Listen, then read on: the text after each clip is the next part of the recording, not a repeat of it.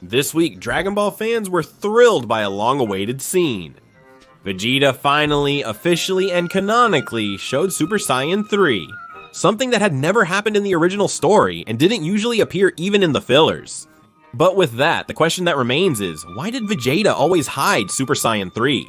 A few people are talking about it, but most people simply didn't notice. Since the announcement, the current season of Dragon Ball Daima on episode 12 is considered canon for the Dragon Ball story. What leaves fans in doubt is how this will fit into the chronology of Dragon Ball Z and Dragon Ball Super, but we know that Daima is canon, meaning it is valid for the original Dragon Ball story, and a work written by the author Akira Toriyama himself before he passed away, making it his last contribution. But the point is that Dragon Ball Daima takes place before Dragon Ball Super, and in Dragon Ball Super, Vegeta never used Super Saiyan 3, but why did that happen? This transformation could have helped Vegeta in his fight against Bills, where he used Super Saiyan 2. Master Roshi said Vegeta surpassed Goku's powers in Super Saiyan 2, but didn't use Super Saiyan 3 despite being able to, as seen in Daima episode 12. Today, I'm going to explain this a little better for you based on episodes 11 and 12 of Dragon Ball Daima. And if you're not watching, that's okay. If you're a fan of Vegeta but you're not even following Daima, know that it's only in these episodes that Vegeta appears again and really has his first fight, his highlight. So all of Vegeta's participation will basically be here in this video, completely analyzed, along with the contributions of these episodes 11 and 12 of Dragon Ball Daima to Dragon Ball Super, because honestly, Dragon Ball Daima is just really good over on Crunchyroll, where it's being released. The 4.8 to 5 rating should be higher, as many 1-star reviews are from those who rejected the new ideas and everything else. Overall, I'm enjoying Dragon Ball Daima and believe the future holds promise, so we shouldn't judge it until it's over. After joining the Z Warriors, Vegeta, the Prince of the Saiyans, argues with Goku that it's his turn to fight since Goku fought the first Tamagami, one of the 3 guardians of the Dragon Balls from the Demon World, the Makai. Where is this story taking place? The Tamagamis only require 3 spheres, but they are incredibly powerful and can hold their own against even Super Saiyan and Super Saiyan 2 levels. Their power level is exceptionally high, especially since this story is set before Dragon Ball Super, immediately following Majin Buu's defeat. The creator of these Tamagamis is Neva. At the start of the episode, Piccolo recognizes Neva and realizes he was the legendary Namekian, despite never having been to the original Namekusei or Namek. In Dragon Ball Diamond, they're called Namekudin instead of Namekusei Jin, so I'll use that term in this video. Namek is the original planet, and all Namekudins originated from there in the Demon Realm. Due to the governments of Abura and Dabura, many Namekudins left for the outer world, which includes the Dragon Ball universes from 1 to 12, reduced from 18 after Zeno destroyed 6. The history of the Namekians is fascinating, particularly due to the existence of the Super Dragon Balls and the mystery surrounding Zarama, the creator of Super Shenron, which remains unexplained. We've seen that stronger creations result in more overpowered Namekudins, and Neva, the legendary Namekudin, granted power easily to Tamagami in this episode. Could there be a future connection between Neva and Zarama? We don't know. Neva even talked to Piccolo about Katats, who is basically Piccolo's father, showing that Neva is a very ancient Namekudin, which we could already tell by his appearance. But it was also shown that the Namekudins are very intelligent. After all, Piccolo was able to notice, maybe only superficially, but he managed to understand Neva's motivations and how he contributed to King Goma, who here in Dragon Ball Diamond is explained to be the successor of Dabura, who, after being killed by Majin Buu, could no longer be the king of Makai. Neva's presence suggests that practically all Namekudins are very intelligent, including Piccolo, who is one of them. But even though most Namekudins are kind, both Piccolo Daimao and Piccolo Jr., who is the Piccolo alive today, were evil Namekudins. And that's quite eccentric. When Neva says that Namekudins shouldn't harm others through the power of the Dragon Balls, everyone looks at Piccolo, and we know why. If we pay attention, Neva looks a lot like Monaito, the Namekudin who lives on Granola's planet and raised him like a grandfather. This all happens in the Dragon Ball Super manga, which is the continuation after the Tournament of Power and everything else. In the manga, Namekudin Monaito helps Goku learn more about his past, particularly about his father, Bardock. Goku heard his father's voice for the first time through Bardock's scouter, awakening memories of his departure from planet Vegeta as a child. This milestone holds great promise for the future of Dragon Ball's unexplored story. And Neva looks a lot like Monaito, and maybe in the past, Neva could have known Monaito, especially since their ages seem to be somewhat compatible, with Neva possibly being a little older. What's interesting is that Neva only goes on the plane with Goku and the others because he asked for it, so it's very possible that Neva has a plan. He knows both the history of Makai and of the original Namek, and it was explained in one of the previous episodes that someone called Majin Raimus is the creator of life, and that all life in the universe originates from Makai itself. It's highly probable that Neva has greater knowledge about the Dragon Ball universe than most characters, possibly surpassing the East Supreme Kai, but he's definitely hiding something which will be revealed in upcoming episodes. But the most interesting thing about all this is that Neva expects the Namekians to return to Namek at some point, and that's why he takes care of the planet. But why does he expect their return? He doesn't speak as if he's speculating, but as if it's some kind of prophecy. When he talks to Piccolo, Piccolo does some tricks to find out if Neva isn't helping King Goma. And in these questions, Piccolo sees that Neva can foresee several things. Is he planning some event that will bring the Namekians back? Is there also a book of legends on this Namek planet? Well, only time will tell, but the most interesting thing is that Neva told the story of the Dragon Balls in Dragon Ball for the first time. Which is actually pretty interesting after all. The anime is called Dragon Ball. It's only fair that we know the story of the Dragon Balls. He says that originally the Dragon Balls of this realm were supposed to be a kind of reward for the Namekians for their efforts. But over time, evil people found out about them and started using them for trivial reasons. That's why he created the Tamagamis to make access to them more difficult. Finally, the last interesting thing about Neva's appearance is that he learned for the first time about the nature of the Saiyan race, when Bulma said that they never turned down a good fight, and Goku and Vegeta were competing to see who would fight the Tamagami, something completely counterintuitive because Neva expected that no one would want to fight the Tamagami. The Saiyan race continues to surprise and will surprise even more as the sequence unfolds.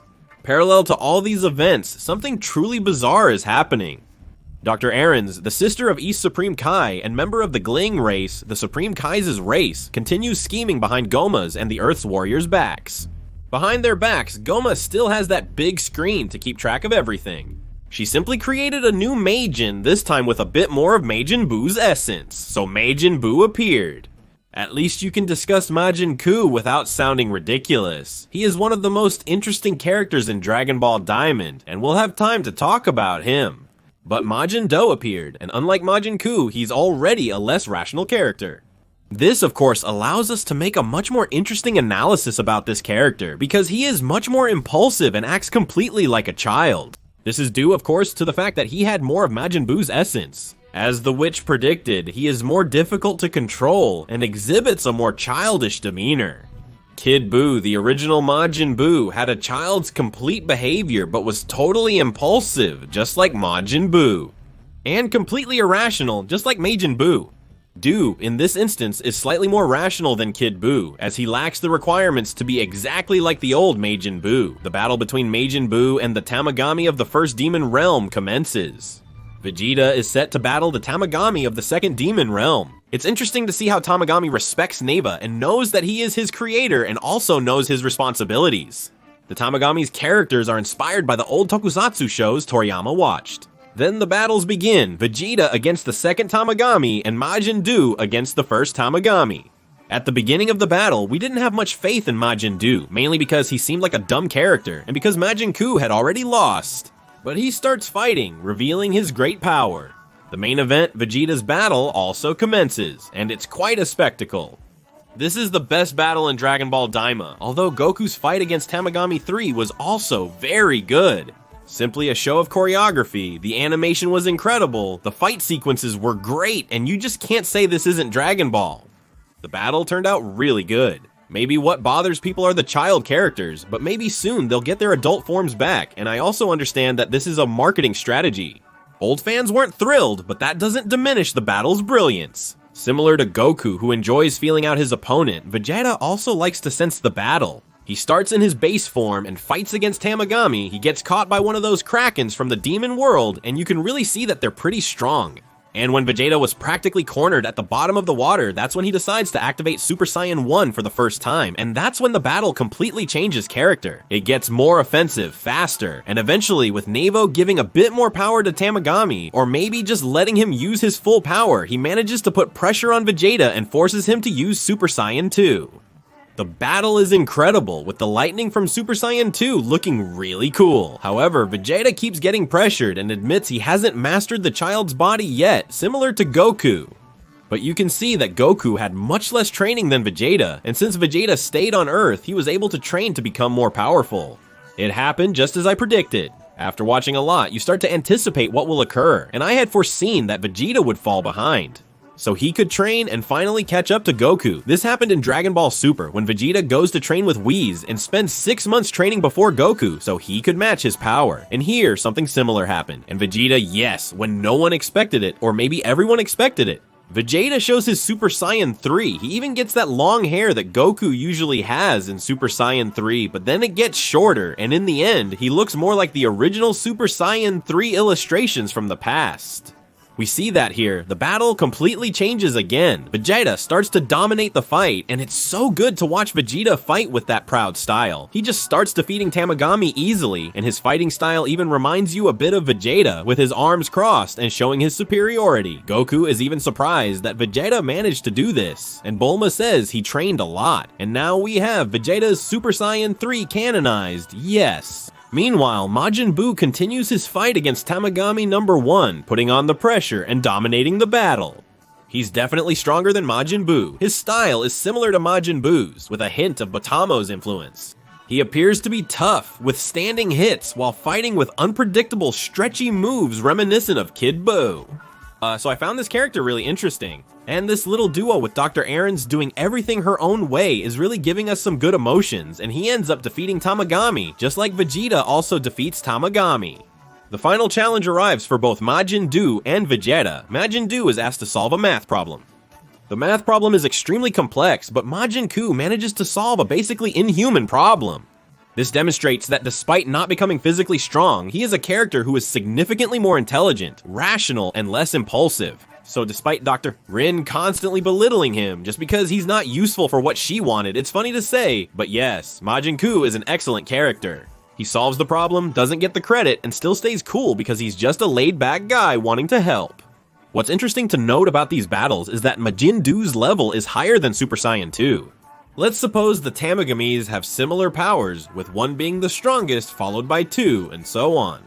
It was shown that Tamagami 2 seems to have a higher level than Vegeta's Super Saiyan 2. So maybe Majin Buu is at least stronger than Vegeta in that form. So he's a character that could be a concern in the future, especially because we saw that we have that insect seed. It's possible that Majin Buu and Majin Buu could fuse, either intentionally or naturally. With Majin Buu's abilities, they might be able to absorb each other or transform into chocolate. Finally, the episode shows King Goma completely furious because both the Earth Warriors and Dr. Aaron's managed to get the spheres before him. In the end, he says there's only one thing left to do, and that's probably to block the warp. And who is ARP? The ARP is a massive fish that transports people between the Makai dimensions. Dabura's father, Abura, blocked the ARP during his reign. A password is required, but Goma must do it differently. Goma seems to have an ace up his sleeve, as he's not as powerful as Majin Buu and can't handle the Tamagamis. However, being the king justifies his superiority over others. And how will this other character, who is also Kaioshin's brother, Deges, relate to all of this? Because he seems to defend Dr. Aaron's, could it be that deep down, neither Dr. Aaron's nor Degues are really evil? I believe that might be true. Upon analysis, Vegeta's Super Saiyan 3 is the highlight of these two episodes. The anime also features mysteries and other important revelations to be uncovered later, making it an intriguing series overall. Neva seems to detect Glorio's intentions, and it will be a huge betrayal when they discover Glorio works for Dr. Aaron's. As for why Vegeta hid Super Saiyan 3, the input is incomplete, so I cannot provide more information without additional context. Well, of course I can't answer that for you canonically, but I can give you my opinion. For me, even though Dragon Ball Daima is canonical and an original work by Akira Toriyama, Dragon Ball Super was written after Dragon Ball and Dragon Ball Z, with large time gaps between Akira Toriyama's stories, followed by another break before the movies. A big break. And then comes Diamond. The manga always takes big breaks, so all of this ends up making it a bit confusing to connect the story. For example, Vegeta as Super Saiyan God. In the manga, it appears in the Black Saga, but not in the anime. There wasn't enough time to develop Vegeta God. However, in the Dragon Ball Super Broly movie, he appears without explanation. So the Super Saiyan God, Vegeta always had it, but he didn't use it in the Black Saga of the anime, he used it in the manga. The explanation suggests that Vegeta always possessed the Super Saiyan 3 form, but didn't have the chance to reveal it, similar to how the Super Saiyan God form wasn't shown earlier. However, Daima greatly advances Dragon Ball Super's story, particularly aspects of the universe, creation, and races. It's extremely useful for the story of Dragon Ball or Dragon Ball Daima. But since the contribution is so significant and it seems like the characters don't remember any of this, maybe they lose access to the memories of what happened in Dragon Ball Daima. And why did the Dragon Ball Super manga go on hiatus right when Dragon Ball Daima started to release? Probably because Dragon Ball Super will come back with a new saga using aspects from Dragon Ball Daima itself, things that Daima introduced, and Super will treat them as if they always existed since Daima takes place before. Vegeta's Super Saiyan 3 could be treated as if it always existed since Daima takes place before, providing an explanation. It's not because Daima is being released now that Vegeta didn't have Super Saiyan 3. He always had it, he just hid it, but that's why he didn't use it, simply because he didn't have the opportunity, or maybe they'll lose their memory, or something like that. Remember that Toyotaro himself has already said that the end of Z won't be discarded, so the Peaceful World Saga where Uub appears and everything else, all of that has a lot to do with the manga as well. I released a recent video about the day Vegeta awakened Ultra Ego, and it's really awesome. In that video, I talk specifically about this saga, and it's getting close to the Peaceful World Saga, so Toyotaro has already said that this saga will be used and will connect with that saga. If you want to understand a little better, watch the Vegeta video, and you'll be able to get more context in the story, and it has everything to do with Dragon Ball Daima, guys. I finally did a full review of the episodes, even though it was delayed. Please remember to like the video, it's very important. Subscribe to the channel to motivate me to continue working hard on bringing you more Dragon Ball videos. Thanks for your support, see you in the next video, that's it for now, bye.